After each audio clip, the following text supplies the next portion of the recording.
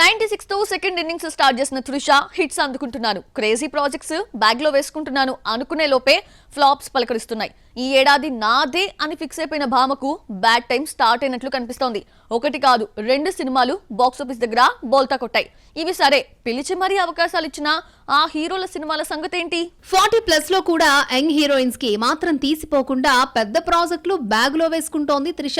Present అమ్మడి చేతిలో 5 big projects ఉన్నాయి. తెలుగులో 1, తమిళ్లో 3, మలయాళంలో ఓ మూవీ చేస్తోంది. ఇవన్నీ కూడా స్టార్ హీరోల సినిమాలే. చిరంజీవి విశ్వంబరతో పాటు Ajith good bad ugly, Kamal thug life, Suriya 45, Mohan Lal Ram సినిమాలకు కమిట్ అయింది. 2025లో బ్యాక్ టు బ్యాక్ సినిమాలు దింపి ఫుల్ ఫామ్ లోకి వచ్చేందుకు గట్టిగానే ట్రై చేస్తోంది. కానీ డెస్టినీ మరొకటి డిసైడ్ చేస్తోంది. ఇప్పటికే మాలీవుడ్ నుండి ఐడెంటిటీ, కోలీవుడ్ నుంచి విదామయర్చి వచ్చాయి. ఐడెంటిటీ డిజాస్టర్ టాక్ తెచ్చుకుంటే ఇప్పుడు అజిత్ మూవీ కూడా అదే బాటలో నడుస్తోంది. అజిత్ ఫ్యాన్స్ కి కూడా ఏమాత్రం సినిమా ఎక్కట్లేదని కోలీవుడ్ లో గుసగుసలు వినిపిస్తున్నాయి. విదామయర్చిలో సెకండ్ ఫెయిల్యూర్ తన అకౌంట్ లో వేసుకున్న త్రిష కొన్ని సినిమాల నుండి ఫ్లాప్ ఎరిగని అజిత్ ఖాతాలోనూ వేసినట్లయింది. గతంలో అజిత్ త్రిష చేసిన సినిమాలన్నీ హిట్ కాగా ఆన్ స్క్రీన్ బెస్ట్ పేర్ గా గుర్తింపుంది. అందుకే ఆమెకు మరో 2 ఛాన్స్లు ఇచ్చాడు అజిత్. ఇది మిక్స్డ్ రివ్యూస్ తెచ్చుకోవడంతో నెక్స్ట్ సినిమాపై అనుమానాలు మొదలయ్యాయి. అయితే సినిమా షెడ్డుకు వెళ్తుందని ముందే తెలిసినట్లుంది. ప్రమోషన్స్ చేయలేదు, ఎవరు ఇంటర్వ్యూస్ ఇచ్చిన దాఖలాలు లేవు.